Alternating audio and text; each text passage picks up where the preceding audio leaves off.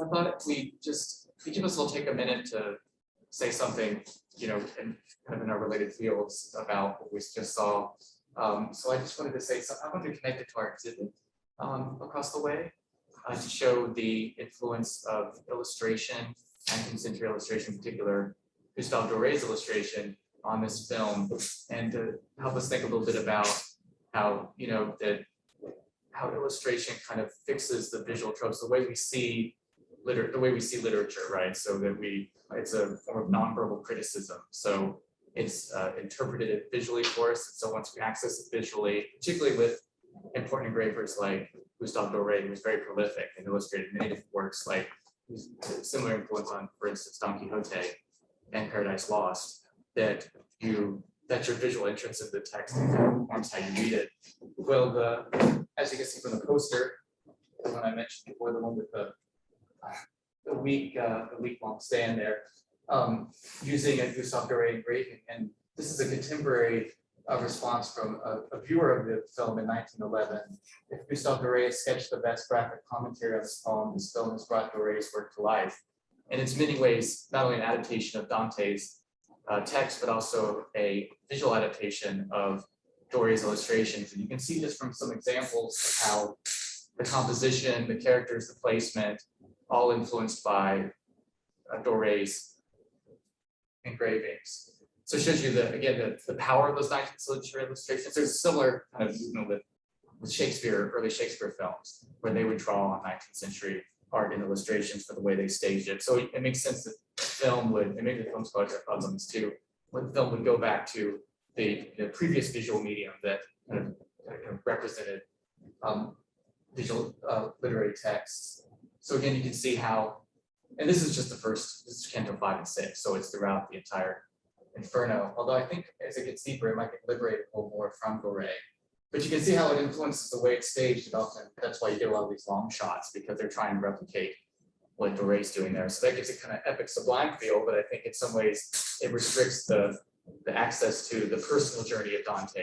He's often a bystander in many of these scenes, partly because I think they're trying to adapt Doré. On the other hand, Doré gives them opportunity to do a lot of special effects innovation, I think, and visual effect innovation, that kind of challenges them, to the directors, to kind of meet what Doré's already meant to do.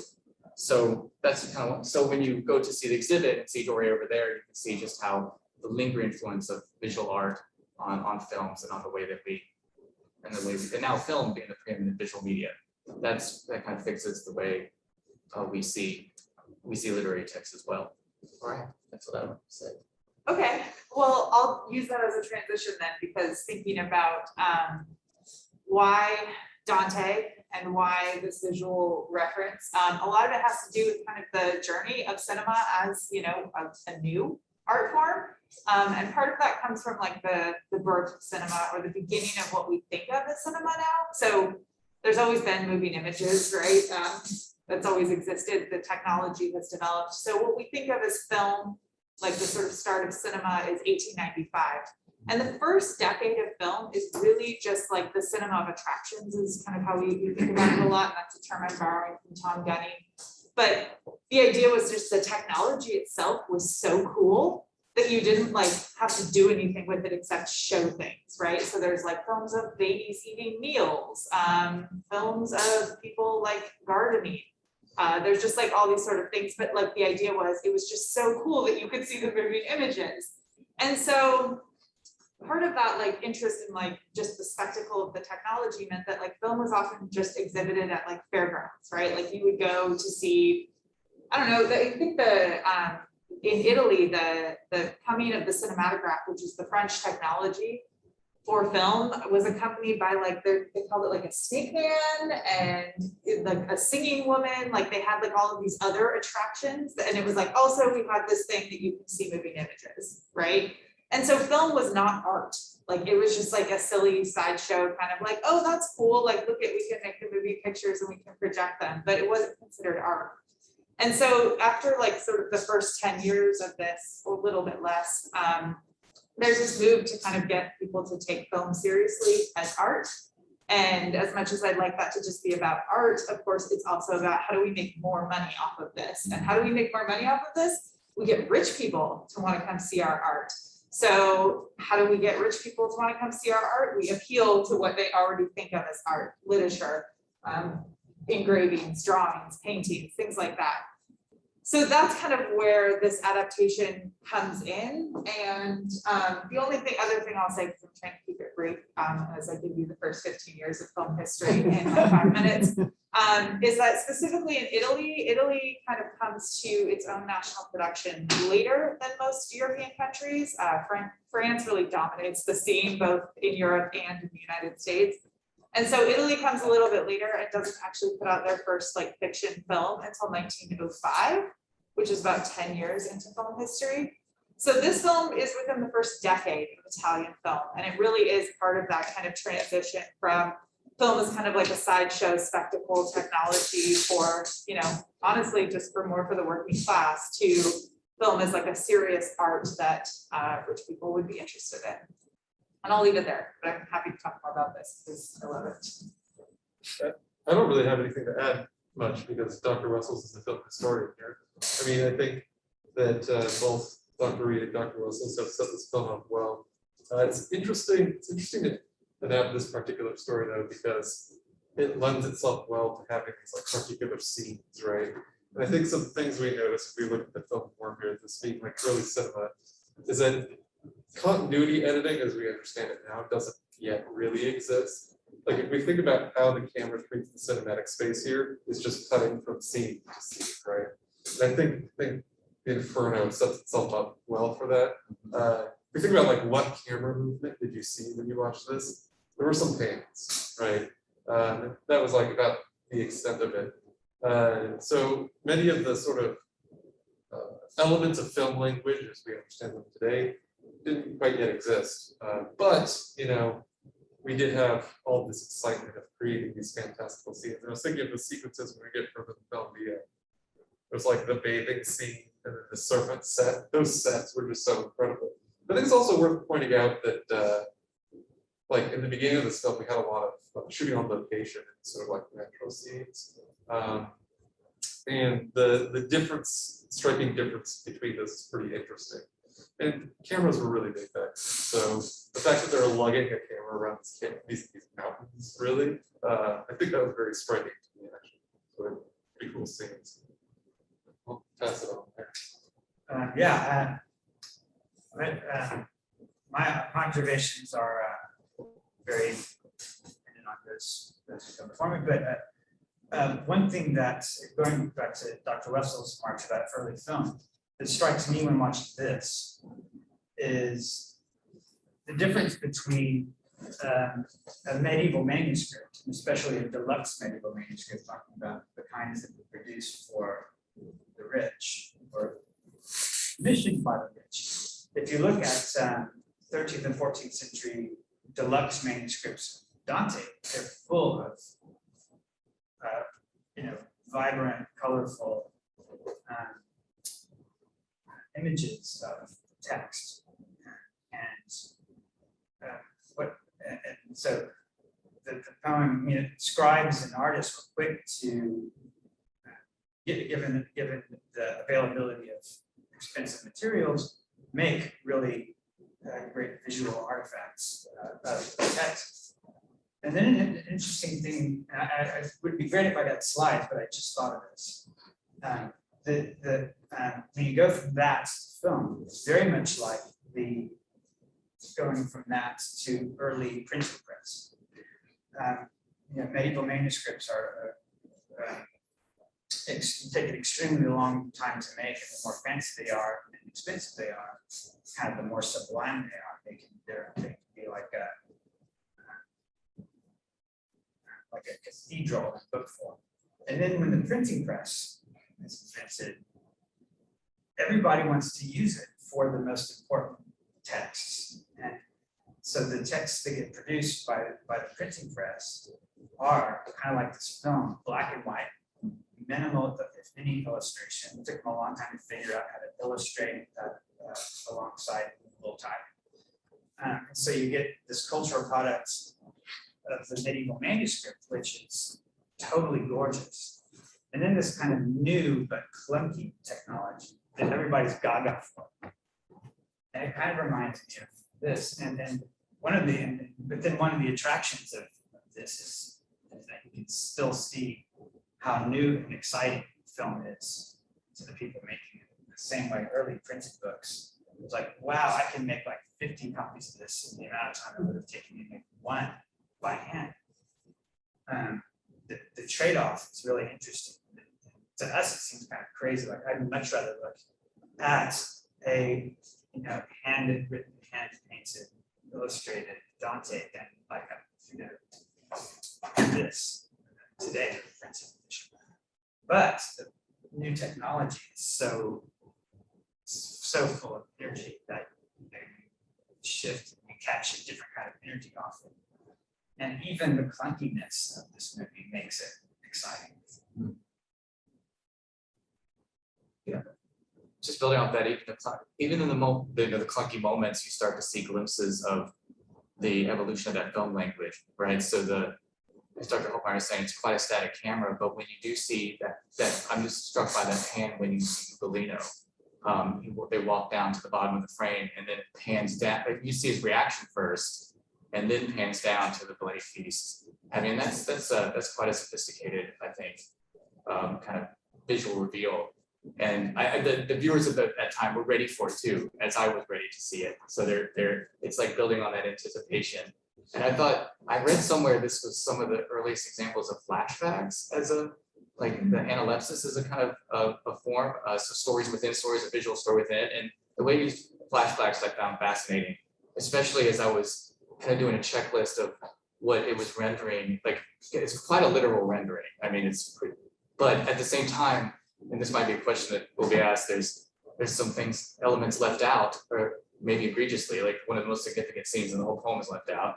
And then things are added too, like the Pierre de Lavigne story. None of that is in the poem about how he had his eyes, his eyes branded, and then he bashed his brains on the floor. I mean, that was what happened historically, but that's not what happened in the poem. He just says, me contra me, or me against myself. It made me go me against, envy the court, and maybe fought with Augustus, and he's quite vague and paraphrastic about it. And so to see that, it's almost like I don't know why they included so much of that historical background, and maybe pointing the historical epic for that's when you start seeing them in costumes and getting to have a chance to visually show that narrative past. But I almost felt like in the flashbacks, I had more sympathy for de Lavigne than Dante. I could really connect to Dante in this film version. You can see again, he was kind of a bystander, pointing around, and a lot of pointing and gesturing,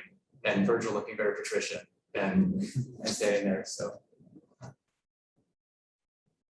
mean, I would say, yeah, the development of like what we understand as film language now is so interesting, because I'm always telling my students this, but like, we take a lot of stuff for granted and like we just automatically know what it means. My favorite example is like picking up a telephone and then you cut to someone else and we're like, yeah, they're on the phone together. But like somebody had to like think about, how do we tell that like I'm on the phone with Dr. Reid, even if we're not in the same space? I guess that's a bad example, it's not the same space.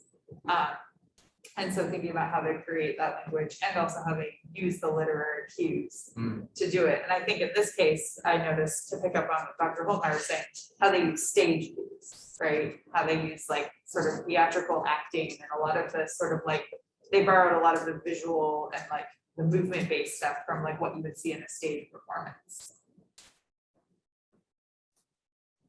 Those didn't look like sets, they were sets, but they looked like, they looked like almost like a stage set.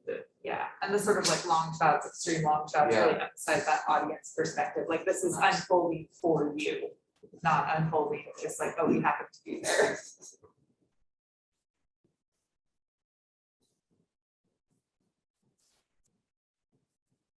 Did anyone catch which story was left out?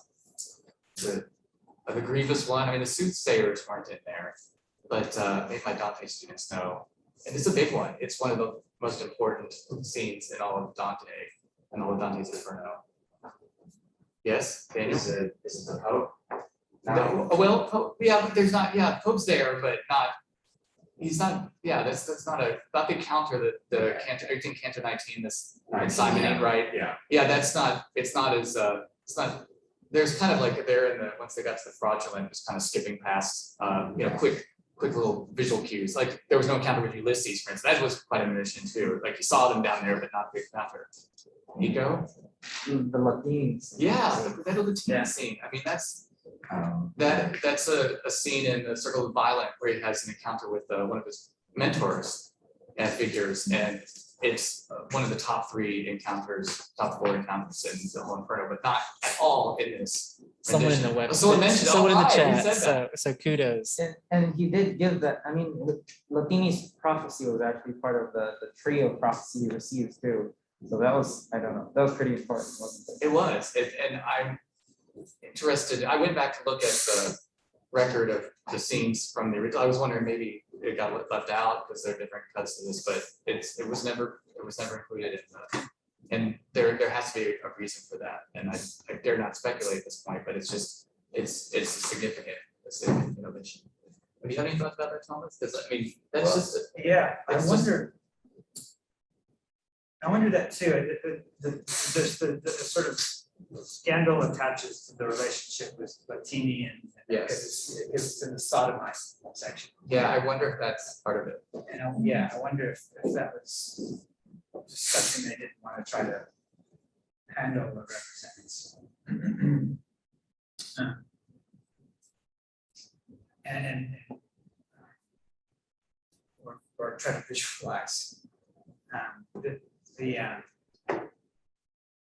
It seemed like one of the guiding principles of the film was to kind of find the most filmable things.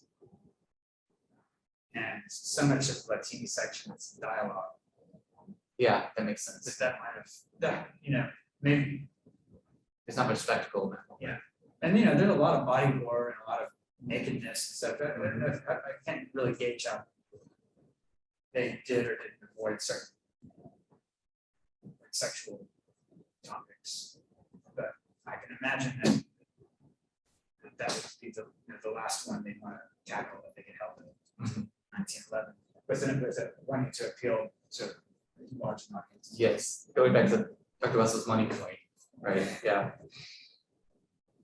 Also Yeah. art, but Yes. Art is right. Yeah, I think that's a great answer. But then why didn't they do the soothsayers? Because that was a wonderful opportunity, because it's the soothsayers, their bodies are such that the heads are twisted facing the other direction. It's like exorcist style, kind of backwards. So as a, so they, saw the future, or said they did, and now they're punished by always looking backwards. And that would have been a wonderful, I think, visual. I think they could have managed it. I mean, they did for the board, they did a lot of different things you would never expect in 1911 film to be able to do.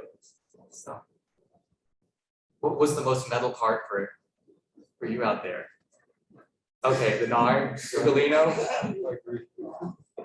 Yeah, like his face is just, isn't it? Just like covered. It's there's this crimson mask over his face. It's just, wow. I enjoyed how they got the decapitation look, and I guess it was a little bit of blackout, but the fact that it's just screaming, Yeah. and I was like, all right, that would be kind of. We were debating whether to put it on Instagram today. So, Oh, really? Yeah, we're like, Yeah, some of this like, I was like, maybe I should have warned my students what they were going to see. Some of them were like, hey, after credit, come see some of this. Yeah, maybe I might hear back from them later about it. Should I show my kids this? I was thinking maybe 975. they're ready. Yeah, They're are they? ready. they're metal. Yeah, Metal. They are They can metal. handle it. This did actually inspire. I started making a silent film with my kids. I did. So One thing that I noticed this time, I watched it a few times before, but there's a section in Canto 9's The Gates of Dis, when they're trying to enter the city of Dis, where it's scary thing that happens there is that Virgil gets frightened. Virgil keeps us cool. I mean, sort of Dante and we rely on Virgil to keep us cool, but when they can't get into the city of Dis, it's like, I don't actually know what's gonna happen now. I don't know what the script's is going to make us do. And that's when he covers Dante's eyes, Medusa's coming out. And there's this feeling that even though Dante is protected by the spell of special permission here, that Virgil thinks that there's a chance that they will be turned to stone if they look on Medusa. So it says, cover your eyes, and then Virgil goes and covers Dante's hands that are already covering it. And in the film, at that moment, as soon as Virgil puts his hands over Dante's face, those disappear. And it's weird because some of the editing in the film is so unpredictable, or sometimes you can't tell editing from like a skip. State of the film. But it looks very much like they disappear right as he puts his hand over his eyes, which is I thought if they did that on purpose, which it looks like to me, that's a really awesome interpretation. And then Michael comes and scares off the fury.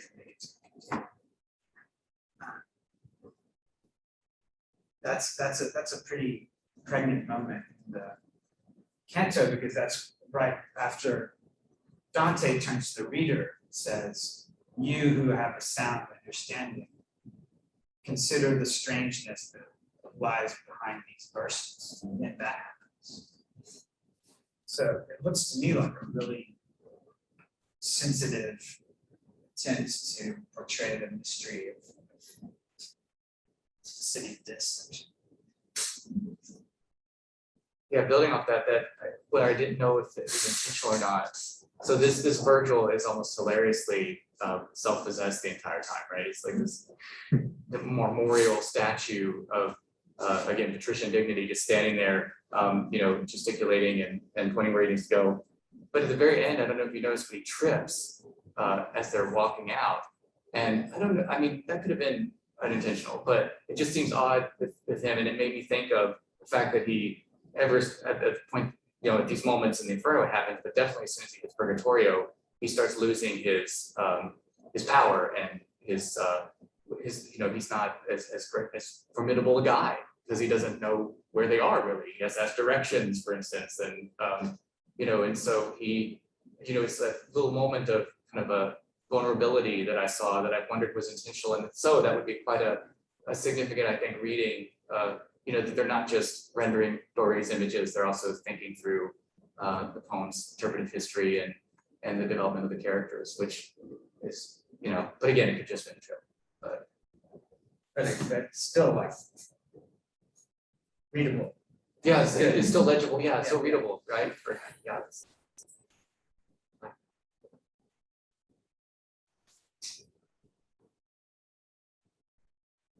I have a question. Yeah. And I don't know if this was something added in after the fact during editing, or if this was even possible in 1911, but the subtle hue changes, you would slowly get to red, and then it would slowly go brown into green, and in the beginning we were at blue, and then at the end we were at blue again.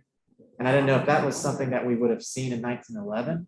And I just thought I was like color theory kind of thinking about that the whole time. Wow.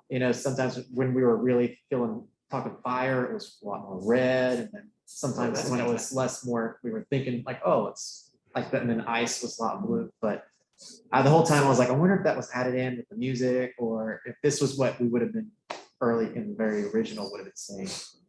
Yeah, so there are basically two myths about early cinema that I should dispel right off the bat.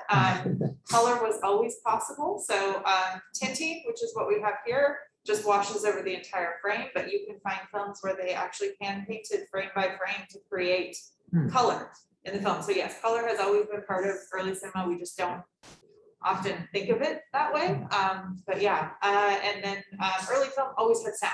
You would never sit in silence and watch it. It just didn't have synced sounds. There was no dialogue, but this would have had a million different soundtracks, that's why I love live accompaniment, because it really captures what that experience was like. So yeah, color has always existed. I could pull up some films from 1895 and show you some really cool hand painting examples.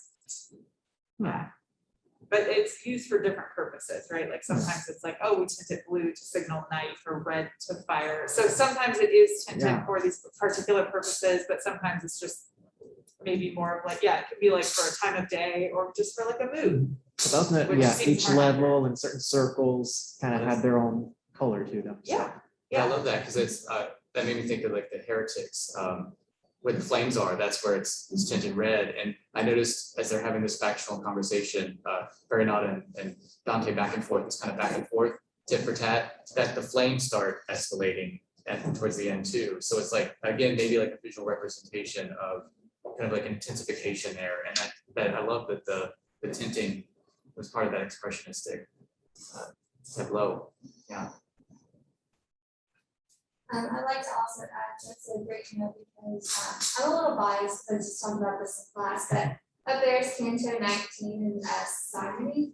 And in that you see in Inferno just Dante speaking with lots of rage. And so it's interesting to know that it's red, and you can see like red correlates of rage and how they put that over that specific canto in that circle. So it's also cool that you pointed that out.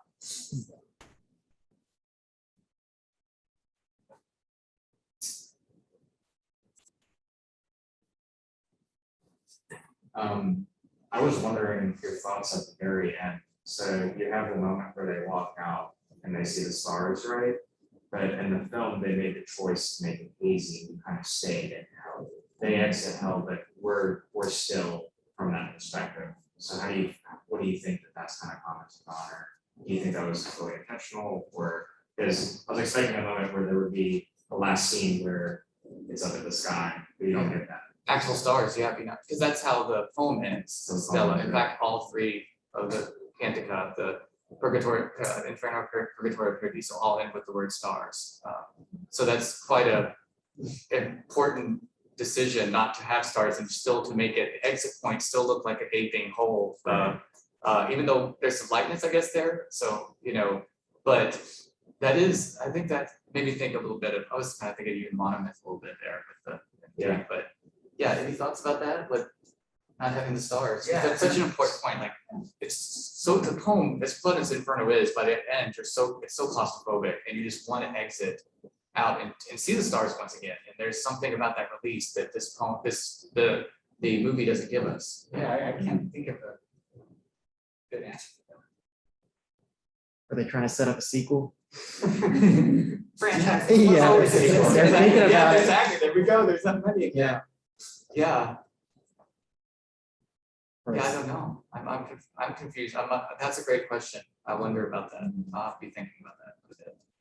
I mean, just one interpretation of that fact of an exit can be a sort of moralization, like we are following one with Dante, but we're left behind in hell. Oh, yeah, it's like going over that hill at the end of, yeah.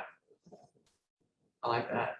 Because the position of the spectator, that's something Dr. Wessels was talking about, I find fascinating about this film too, like, they're often up here and we're down in it, and I love this, that we get left behind.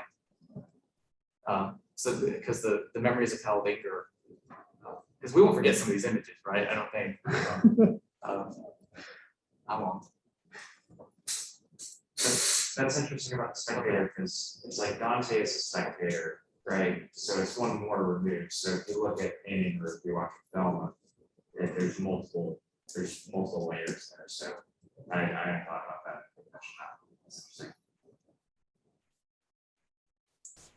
I wondered about the beginning, when he goes up to the hill and he sees the leopard or the panther, and he kind of like keeps walking towards it and then backs away from it.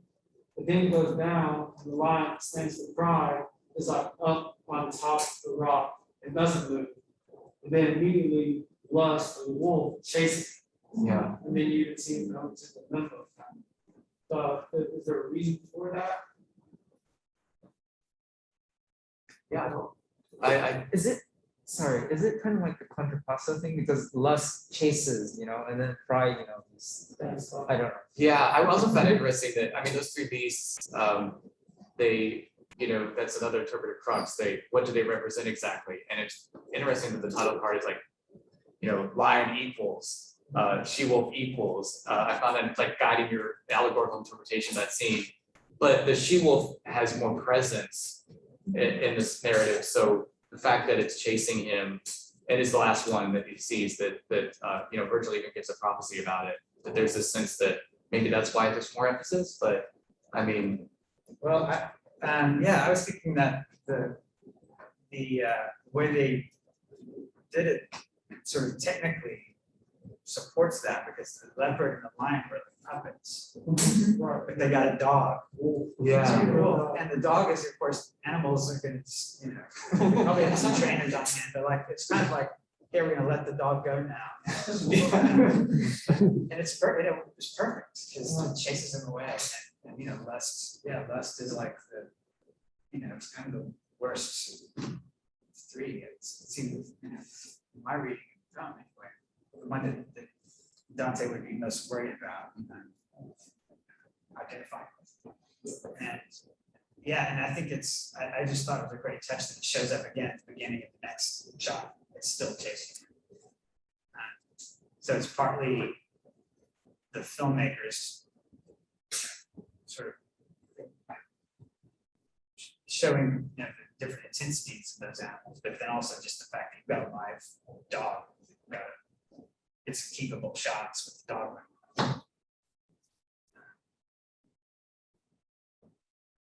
Which I just love the way animals look in the old films.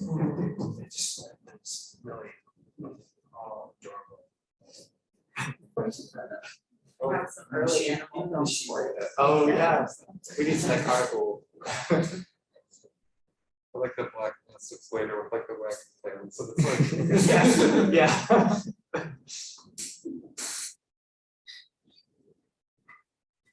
So how does the special effects compare to other films of this time? Is it way ahead of its time? Is this like The Matrix of 1911 or? Not really. Okay. Okay. Yeah, no, they're pretty basic. Okay, yeah. I mean, like Georges Méliès, who's a French filmmaker in early, he's making films in like 1895. He does this and more. Okay, yeah. He just didn't quite, I feel like Méliès didn't quite have the budget they had here, and his films are short. But like A Trip to the Moon includes all of this, and I will say that I think that the fact that this film hasn't been restored yet doesn't do the special effects any favors, because Méliès, we have a lot of like really great restorations of his work, so everything's very crisp and you can really kind of appreciate it a little bit more. But yeah, it's pretty standard for, and again, but I would say, they've been making Italian films for, like, this film took 2 years, so they started making it, they've been making films for like 5 years at that point. So that's, I think that's pretty good. But in terms of like film history, yeah, no, special effects right from the beginning. Like, we've got them in 1895, pretty much along these lines, just maybe with a little less money than we did.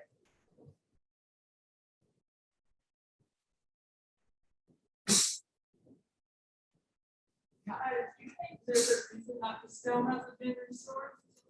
Question. Yeah, why hasn't it been? Yeah. Come on. I'll get right on it. A lot of it does have to do with like finding the right prints. So this is probably made up of multiple prints of the film, and you kind of see that in the intertitles. So, when you would produce a film at this time, you would have to have multiple prints that would then go circulate to all the different theaters, and go, like, a couple of prints will go over to the United States and they will tour. And so with the turn to sound, we lose like 70% of silent films are lost because people just didn't care. They were like, those are done. The same way, like, old, like your old phone photos that you're like, oh, those are so bad, like, or you just can't transfer the technology, right? We just don't care. So with films like this, a lot of it comes from like just having access to the right prints. So there just this might be the most complete print they have, which actually is pretty good for what it is. But I would also say there are a number of films from this period, when I was like looking specifically at Italian cinema at this time. There's like 4 or 5 films, and there's another film that comes like 3 years later that is the big film, and like that film has been restored. So we'll get around to it eventually, I'm sure, but also it may just be that there isn't like a good enough print to make it worth the restoration, because unless you can offer something, but you have to have a starting print that's pretty well kept, because you can see the decomposition on this, like when it gets all like, I love that, I think that decomposition looks really cool, but like, it's not, you don't want that when you're trying to do a restoration. There's still discoveries too, like they might discover another copy of this film somewhere that is in better condition, and that Yeah. might push them to do that. That discovery just might not be made yet. You know, Probably still somebody's out there. had it. Yeah. So historically, there's been a lot of push for filmmakers to push that envelope as far as horror is concerned. Do you think like the image of the devil eating away on the body, was that purposely like, I mean, they did a pretty good job of like focusing in on him. So was that like their attempt at showing some horror to the audiences of the 1911? I mean, I think you'd be surprised what was going on in early cinema. I always am like, I think you'd be surprised at what they were doing already. So one of the things that I would say is pretty, like when we're talking about interpreting the poem, right, the text, like Italian audiences would have been just as familiar as, well, okay, very, very familiar with it, more familiar than I am. And so like they would have wanted to see that image depicted, right? So I don't know that this is particularly boundary pushing in terms of horror, but it really is, it's great. It's got great body horror. I fully was like, oh, look at him eating that skull. Yeah, and great. the close up is fantastic. And just lingering there for, Yeah. you know, that was wild. And I don't think the text does that. I mean, the text surprises you by, you're waiting for Satan, the big baddie at the end, but he's just basically a stair, right? A stairway, his furniture. He's just standing there chewing on them, but kind of like this gigantic stairway that they have to take down, and to get that close up is just wild. I think that's part of that legacy. Sorry. Oh, go ahead. Dan. I was just gonna say, it's part of that legacy of the cinema of attractions, right? Like the emphasis on visual spectacle. So like looking at this text and thinking, where are the moments where we can like build visual spectacle? And that obviously might be one of them. Again, I haven't read Inferno, so. Going back to the special effects, how much transfer of knowledge was there from like France, Italy, or from France to the United States or other countries? Was it just very like individual directors and artists were basically figuring everything out on their own, just in their own little bubbles, or was there a significant transfer of knowledge? There's actually, sorry, do you want to take this one? Okay. There's a pretty significant transfer of knowledge. So one of the things that kind of organizes early cinema production in a lot of cases is the technology, right? So are you using the Lumiere cinematograph or Edison's like kinograph, right? Like what technology are you using? And when you use that technology, like you kind of, you're in that sort of like circle. So like the Lumiere brothers, they kind of had their own, so the cinematograph, which is like the first, like the French camera, they would send people around with it to demonstrate it, right? So there were all of these traveling filmmakers essentially that would be going to all of these countries, introducing the technology, and then the films themselves would be circulating. And like, if you have a knowledge of the tech, if you can see the technology and you know how that works, it's pretty easy to figure out how they're doing this, even if somebody doesn't like send along a tutorial. But yeah, I think there's a lot of sharing of knowledge and a lot of filmmaker travel within these regions, specifically within like Europe and North America. I think we can see them watching movies and trying to mimic some of those techniques here. Again, like was there any reason for that? Maybe there's a reason for the poem. I have read this poem, but not like 20 years. So but maybe there's a reason for them to spout into smoke like they do at times. I mean, they're hell, I guess. But that's like a definite Elias image, you know. So a lot of the special effects are just like directly, like, they just look like Meliers. Like, he kind of did have a particular approach to early filmmaking, and it's very much this. Yeah. So I would have brought some Meliers, but I'm sorry, I should have. Another question, were the filmmakers, were they anticipating the people watching the film to have actually read the poems? Or was it just kind of, they were going for the average person, just kind of just come in and just sit down and watch?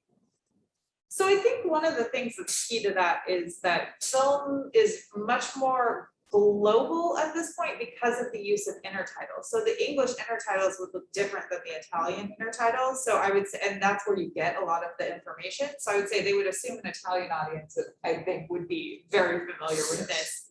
And they could add extra intertitles when it, like when they ship the print to North America, when they have to make new intertitles anyway.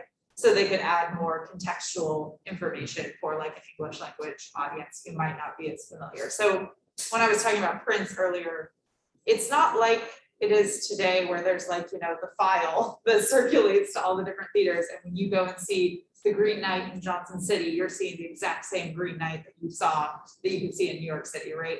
That's not how early cinema works. They would all be slightly different. There's no global or even like national censorship at this point. So, you know, the print you see in Johnson City might look different than the print you see in, is Kingsport in the same county as us? No, are you Washington? Okay, then the print you see in Kingsport, Tennessee. I was like across county lines. Yeah, I was trying to think like, I'm gonna embarrass myself, but it could be that like close, but just like in a different county. The censor in Johnson City might be like, you know what, you can't show that like man eating another man's head. We gotta cut that scene out. Whereas in Kingsport, they'd be like, yeah, you can definitely show that. Like we love it. And then all the Johnson City people would be like, I heard there's a scene in the Kingsport version that's not in the Johnson City version. We all gotta go over there and see that. Or, you know, whoa, have you seen the Crazy Inferno movie that people are censoring? So all the prints would look a little bit different, and especially if you think about them being physical prints, they get beat up at various points on their tour. So like, you know, a fresh print will look different than the print you get when you live up in Alaska. And it's the last stop on the tour of North America, or the West Coast maybe. Yeah, that made me think, is early American cinema tied in quite a bit with Shakespeare adaptation on the screen? Because it makes sense they would pick Dante in Italy, because they all would know Dante, you know, they would know that story, and it kind of gives a narrative foundation on which to kind of start turning this film. You know, I think this is like one of the first multi-reel films too. So like, you know, turning film from carnival to narrative. So you've got this kind of this backbone of a story that everybody knows that makes it familiar. Is it, because I think, weren't there a lot of Shakespeare? Yeah, but I would say even more so like, sort of more like, I want to say like less well known to us than Shakespeare, like just kind of like, it could even be like popular novels of the time. Okay. Because there are sometimes like films that I watch that like, unless I have like done research on them, they don't really make sense, but they would make sense to audiences of the time because everyone would know that story. There's a lot of an adaptation of Jules Verne. Yeah, Oh, yeah. that's great. But yes, I mean, adaptation was really more about like artistic move, like to gain that artistic credibility, Yes. than like it was, because if you think about like in Italy, you know, they're like, not everybody would have actually, they would be familiar with it, but they wouldn't have actually read it in that sense, you know? So it's like sketching the broad strokes, but a lot of people would also just know the story.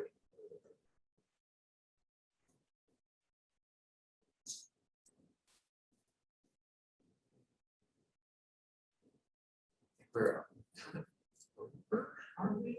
I mean, it's not flu. Time flies when you're in hell, but I learned a lot. I hope you did too. I saw a lot, and then I learned a lot.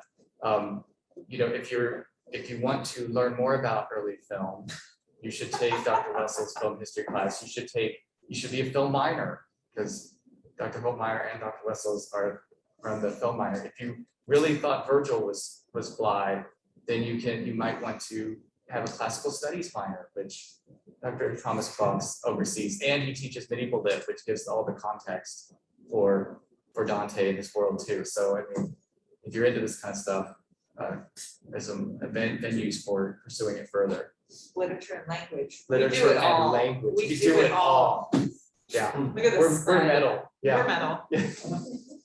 All right, thanks so much for coming. Don't forget the illustration exhibit, although I think doors are shutting soon here. Don't go up the emergency exit. But make sure to go to the illustration exhibit sometime, and then next week, we're reading the whole thing. So you already saw it visually, why not hear it? So the whole thing. Thank you, everyone. Thank you. Thank you, everyone on this side. So. Everyone have a great night. Oh my God, that's like my favorite thing.